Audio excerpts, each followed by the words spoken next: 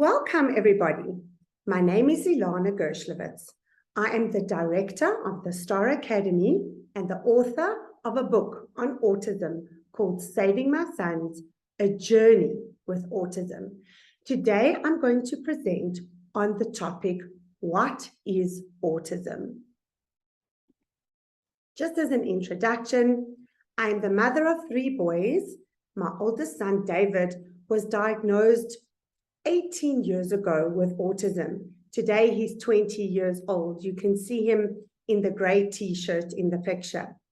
My youngest son in the picture as well, holding my book, he is currently in grade 4, and he actually recovered from autism and is indistinguishable from his peers. It is for this reason that I actually wrote my book, Saving My Sons, A Journey with Autism, because I wanted to provide a roadmap and a way forward for other parents embarking on this journey of autism. I also wanted to educate professionals and other people related to autism, or, families raising cousins with autism, or anyone who had a sibling or an individual with autism in their life. I wanted them to know how we can help these individuals, because there are so many treatments and there is so much hope. As I mentioned earlier, I'm also the founding director of the Star Academy, which caters for the learning needs of children on the autism spectrum. But I also established an organization called Catch Up Kids. Now, Catch Up Kids caters for the learning needs of children or individuals with ADHD or any other learning challenge. I am the creator of an international support group for autism called Autism Now What? So please, I will share the link at the end of my presentation. I would love for you to join our support group. I've been a guest speaker at different conferences on autism. I did study as an attorney many years ago. And now today I've become an advocate for children and individuals who are living with autism or who have received an autism diagnosis. My goal and my mission is to ensure that they have an independent and functional life. And I want to ensure that they receive the necessary educational services to realize their potential and become functional and happy members of society. I did sit for my board certified autism technician certification a couple of years ago.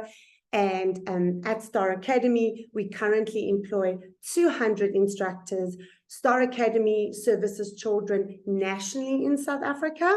We have centers in Cape Town, Johannesburg, Durban, Pretoria, and we also service families who are raising children with autism in African countries, such as Malawi, Kenya, Rwanda, Seychelles, and I'm going to share with you later how autism really has become a global crisis. Now, my book, Saving My Sons, A Journey with Autism, is a personal memoir of our family's journey with autism. I wanted to document all the treatments we followed to bring our sons back from autism. When a parent hears the word autism for the first time, it can be very fearful. But one of the main reasons for writing my book is that I wanted to share all the information we learned along our journey so that parents would know that this diagnosis of autism doesn't mean the end of the road. There is so much hope. Your child can still learn to speak and to communicate and to function. And as a parent, you certainly do not need to give up on your hopes and dreams for your child's future. My book is available on Amazon, on Take-A-Lot, and on Loot. Now, I know that everyone is actually wondering, what is autism? So first of all, autism is a spectrum diagnosis. On the one end of the spectrum, we can have a child or an individual who is non-vocal and quite low functioning, like they're not understanding receptive instructions, they don't respond to their name, they're not making eye contact, and they're not able to communicate their desires or their needs. I just want everyone to take a moment and try to imagine how terrifying that situation can be and how important it is that a child who is on the spectrum and presenting in this way should receive the necessary intervention. Now, on the other end of the spectrum, we can have an individual who's very high functioning, but can have social deficits, can struggle to establish and maintain relationships, can have certain eccentricities, anxiety, often a lot of OCD behaviors, and all these fears and anxieties and limited interests can impede the individual from being successful in relationships and in their work environment. Now, for these individuals, we also want them to receive intervention so that they can feel happy in establishing and maintaining friendships. We want to teach them the skills they're missing so that they can make friends, so that they can be successful in relationships, and so that they can become employed and reach their full potential. This is completely possible. And I think the message is that these individuals just need to receive the right instruction and support to realize their potential. Now, each case is unique, requiring a tailor-made ABA program. So what is ABA? ABA actually stands for Applied Behaviour Analysis, and I'm going to explain this teaching methodology to you a little bit later, because this is the teaching methodology that we follow at the STAR Academy. At this point, I would like to share with everyone that I'm very concerned about the current diagnosis of autism, because as we know, autism is defined in terms of the DSM-5. That is the Diagnostic and Statistics Manual. Now, we will look at 3 areas: the individual's language skills, social skills, and does the individual present with any repetitive behaviors.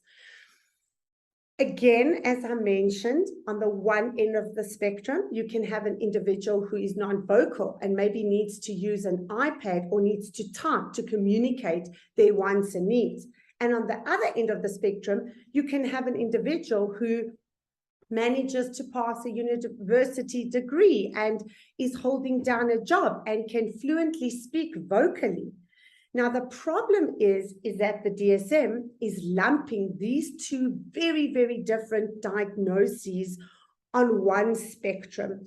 And at the end of the day, what does that mean? We start comparing apples and oranges, because you can't compare a child who can't speak at all and who needs a device to communicate to an individual who's higher functioning on the spectrum and can actually vocalize. So in America, there is now a number of organizations that is actually pushing for a split of the spectrum. What is required is a redefinition of autism, because on the higher functioning individual with autism side, you know, the goals are to achieve inclusion in the community, acceptance, and we completely understand those goals. And on the other end of the spectrum, where you have a child who can't speak, can't understand the world around them, who's not vocal, who's not making eye contact, the goals are very different. And there we are fighting for services, for funding, so that the children can receive the very needed intervention they need to function as a human being. So I hope that you can see that we need the professionals to relook at the definition of autism, because lumping everybody on one spectrum is causing a number of challenges. Now, let's talk a little bit about the autism prevalence. In 2021, the CDC reported that approximately 1 in 44 children in the US is diagnosed with an autism spectrum diagnosis. And this was according to 2018 data. My oldest son, David, who's 20 with autism, was diagnosed 18 years ago. And when he was diagnosed, it felt like there was hardly anyone diagnosed with autism. But we can see that the incidence of autism has exponentially increased. In fact, autism prevalence has increased by 241% since 2000. Autism has become a global crisis, and many professionals or parents will ask me why we are seeing so many individuals diagnosed with autism. My answer is that our world has become so toxic. So an individual on the spectrum has got vulnerable genetics, and when their vulnerable genetics comes into contact with certain triggers in the environment, for example, the food we eat, the water we drink, toxicity, the air we breathe, infection, those environmental triggers can trigger vulnerable genetics. And when that happens, you have an expression of autism. So autism is actually epigenetic. That means that there were vulnerable genetics. The child wasn't necessarily born with autism. That is a myth.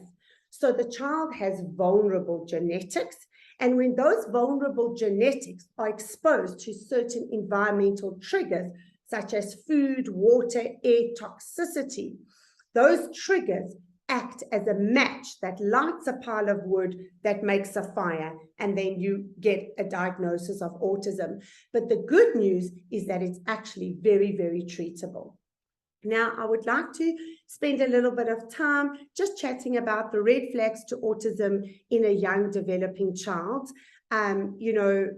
Many professionals in this country have felt that you can't diagnose autism before the age of 3. Well, I can tell you that we can definitely pick up symptoms of autism already in a 12-month-old baby.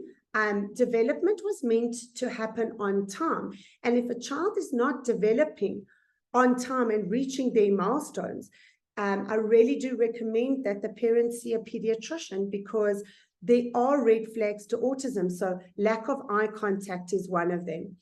The child has to make consistent eye contact with the parents, with the caregivers. If you call the child's name, they have to respond to their name consistently. We see in many children there can be delayed speech. If there's no babbling by 12 months, that would be a red flag to autism. And by 16 months, they certainly should have words. There should be meaningful 2-word phrases by 24 months. Many of the children on the spectrum are showing delayed speech. And many grandparents will say, but you know what, he's just a boy, he's going to develop later. I would caution those parents to please go and see their pediatrician, because speech delay in a young developing child can absolutely be a red flag to autism. By 18 months, the child should be pointing, using this to communicate, their forefinger. This is a prerequisite skill to vocal language. So when you point, you have communicative intent. And so pointing is very, very important, and it's a prerequisite skill to language. So if by 18 months the child's not pointing and only reaching for the objects that they want, this is a red flag to autism. If at any stage there's any lack of previously acquired skills, I would also go and see the pediatrician, because the child should continue to develop. They shouldn't lose skills. A number of the children on the spectrum appear to be in their own world. And so that is a red flag to autism. Children on the spectrum can be inflexible, so they can become extremely distressed by minor changes in routine. They want to stick to routine. We do see a number of the kids being picky eaters. I consult with at least 4 parents a day who either suspect that their child has an autism diagnosis, or who have received a diagnosis with autism, and they will tell me about their child's picky eating. They'll literally restrict their foods to only 5 items. And this is not part of an autism diagnosis. The picky eating is, in fact, one of the reasons that the child is presenting with an autism diagnosis, because Now we know, after 30 years of research, that there is a very big gut-brain connection in autism. So one of the treatments to autism is actually determining if the child has got any food allergies. We know now that 90% of children on the spectrum can't digest gluten and dairy. So those are foods that parents can discuss with their doctor to eliminate from the diet. Processed food is also something that the parents should consider removing from the diet. And then when I say it's a gut-brain connection, autism is a digestive disorder. So children are not actually producing enough essential vitamins and minerals that they need for proper brain function. We often see children on the spectrum deficient in essential vitamins and minerals, such as magnesium, zinc, vitamin B12, very important for language, vitamin D3, very important for speech, folinic acid, essential for vocal speech. So if you have a family member who has a young child with autism or an older child on the spectrum, please ask them to consult their doctor or pediatrician to determine if there are any vitamin or mineral deficiencies. In autism, we also do see an imbalanced gut flora. So in the gut, we have an organ called the microbiome that is a carpet. I always call it a carpet that lies on top of the stomach lining. And often in autism, the microbiome can be imbalanced. So the microbiome consists of good yeast and bacteria and bad yeast and bacteria. And often children on the spectrum have infection, yeast infection, bacterial infection, and these infections need to be addressed by a medical professional, and that can contribute to the symptoms of autism that we are discussing here today, like the child appearing to be in their own world or having a delayed speech, picky eating. Just to talk about picky eating, but often children who have picky eating are very zinc deficient. A zinc deficiency is not the only reason that they are picky eaters, but it is something that must be investigated. Now, children on the spectrum can have repetitive behaviors like hand flapping. They'll do this, or they can look out the corner of their eye. You may see them toe walking. And one of the big red flags to autism in a young developing child is determining if the child actually has imitation skills. So a young baby at 10 months, when you say, do this, they'll imitate you, or do this, wave bye-bye, they'll imitate you. Those are the prerequisite skills to speech and communication. And in a red flag to autism in a young developing child is poor imitation skills.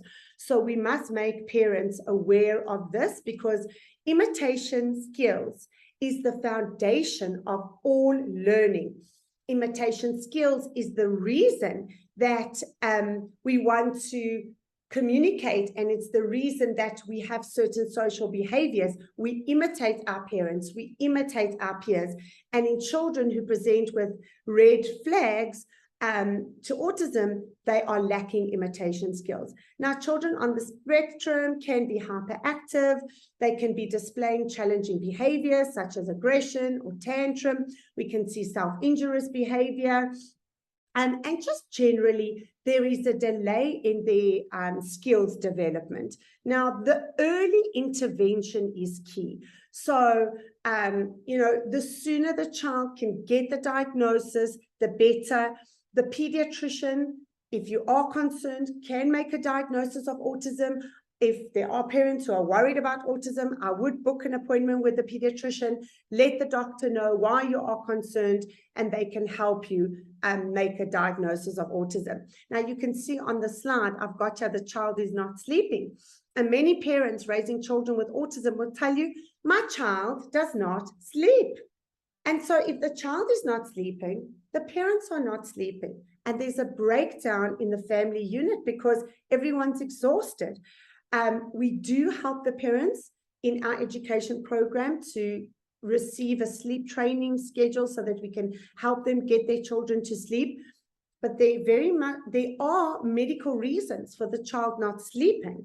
So one of them is that a number of children on the spectrum are not making enough melatonin.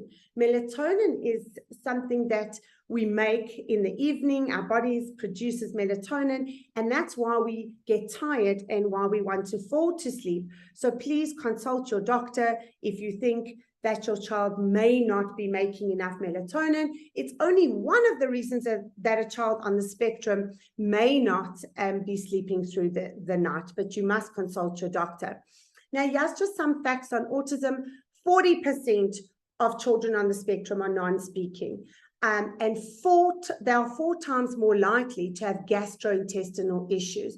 And that's why I was saying that, we have a very big gut-brain connection in autism.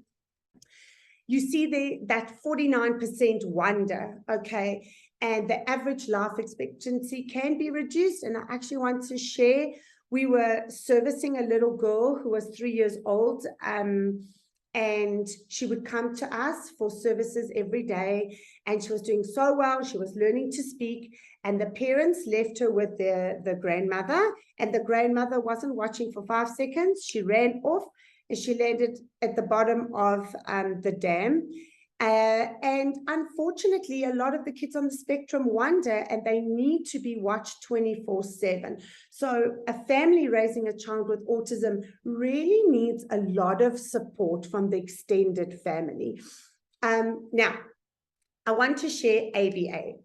ABA stands for Applied Behaviour Analysis.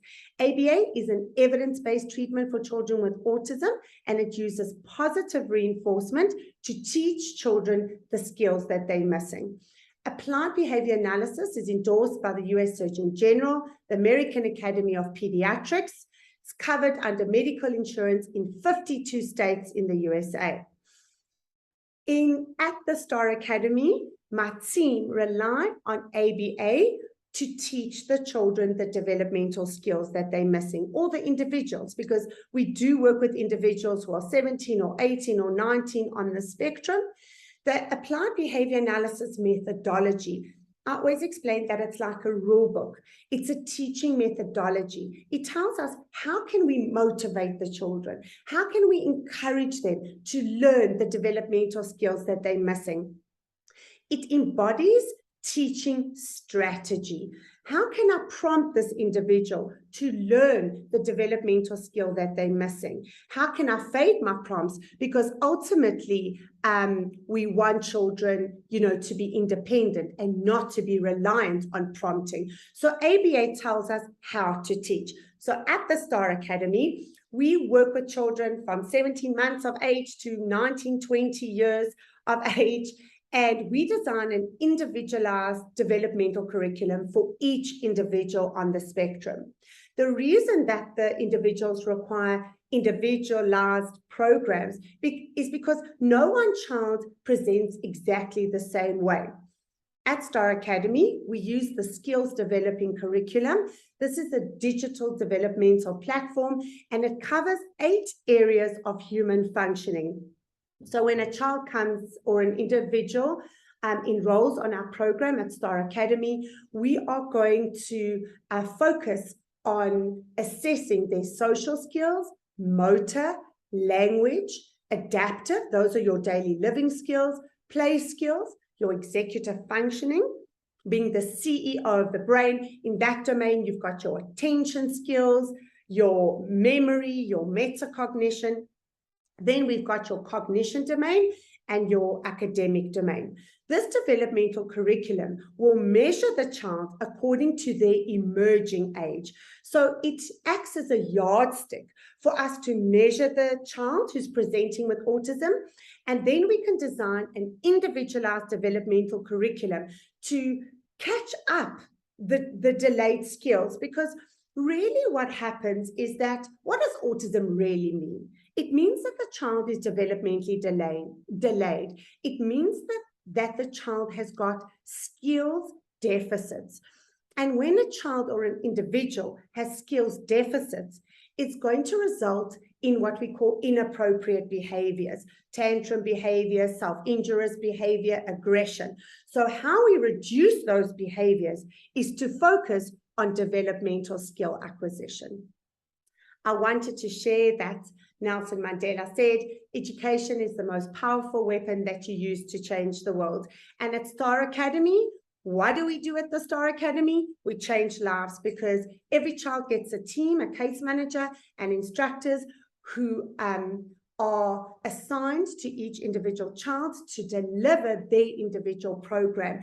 And my team know that they go to the moon and back to secure that child's future, because no parent can give up on their hopes and dreams for their child's future. Certainly not. I always say to parents, you know, I can't look into a glass ball.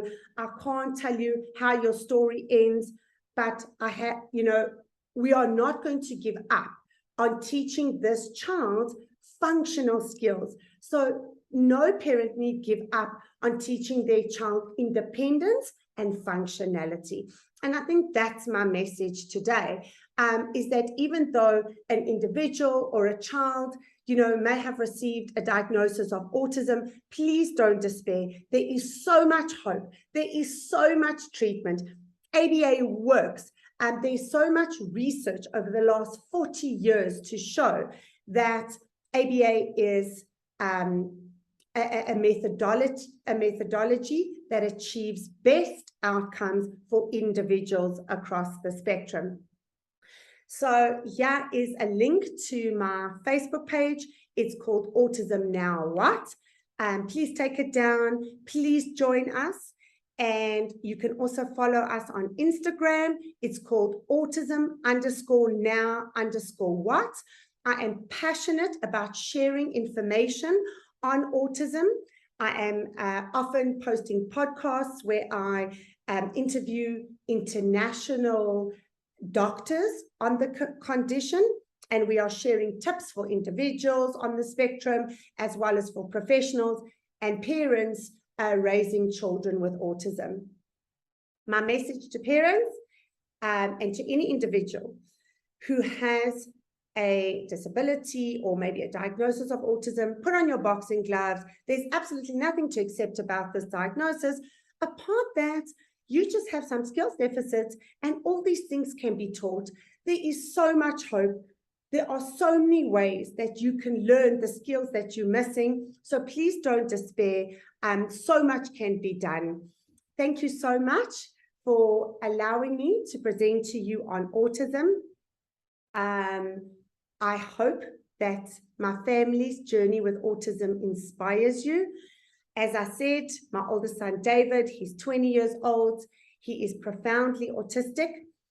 And, we are caregivers. We are not parents. However, because of all the intervention that he's received in applied behavior analysis, today he is a functional boy, and he works in a kitchen with a chef every day. He can follow a recipe. He can peel and chop vegetables. He can make soup and stews and pizza. He is very minimally vocal. David has had to work extremely hard to achieve vocal speech, but because of the education program, Applied Behaviour Analysis, that he received at the Star Academy for, oh my goodness, over a decade, he uses an iPad with the communication program to communicate with us. He'll type to us and he asks me questions about when is his dad coming home, what's on the menu for tomorrow. He can tell me how he's feeling, or if we go to a function, he'll comment on the party. He'll tell me that he likes the balloons, or that he wants to go and have a coffee. Or he told me yesterday when we went to a function, he typed on his iPad and he said, "Mom, can I have hot chips with tomato sauce?" And David can't vocally make a sentence. He can say very, very simple words vocally, but he can, type on a communication program. And because of this, he has got so much in his brain, but because of breakages in the networking in the brain, he's struggling with vocalization. However, we've taught him beautifully to communicate through an iPad. He gets up in the morning, he can dress himself, he can do so many of the adaptive skills. I don't need to wash his hair or bath him. He can do that all independently. I'm so proud of him. I'm so proud of these achievements.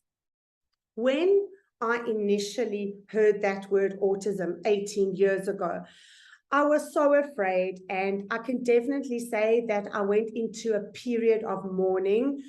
I cried and cried. I cried oceans of tears. I always say that we have an Indian Ocean because those are my tears. That's how much I cried. I was so afraid. I didn't know what this meant for my son's future. And it was a really, really dark period in my life. It took me a number of years to come out of this period of feeling hopeless and very despondent about my son's future. But what I can honestly say is that witnessing his progress and the small steps that added to measurable progress kept my hope alive. And my message to all of you today is that no matter what disability you may have, always keep your hope alive. As long as you've got hope, you know, if one treatment didn't work, we'll try another one. And if that treatment didn't work, maybe you just need to increase the dose or increase the number of times you're receiving that intervention, whether it be physio or speech therapy or ABA. There's always a solution. It's never the end of the road. And I just really want to commend all the individuals today who have disabilities for your courage, for your determination, and for your perseverance. I applaud you. I also want to share with you that my youngest son, I have 3 boys. Now, the youngest lost his diagnosis of autism. Today, he is indistinguishable from his peers. He is in grade 4 and he's in a mainstream school. How we achieved that outcome is that he received ABA instruction for 7 hours a day for 4 years. We also provided him with certain medical interventions, but we got our boy back, and he is an absolute miracle. And so I want to just leave you with this beautiful message to say that don't wait for the storm to pass. You must learn to dance in the rain, right? Because don't put your life on hold just because you may have been diagnosed with some kind of disability or because you have some kind of diagnosis. There is always a solution. There is always hope. There are always new treatments. And just once again, thank you so much to UNISA and to Nuabisa for this wonderful opportunity to present to you today. Thank you very much.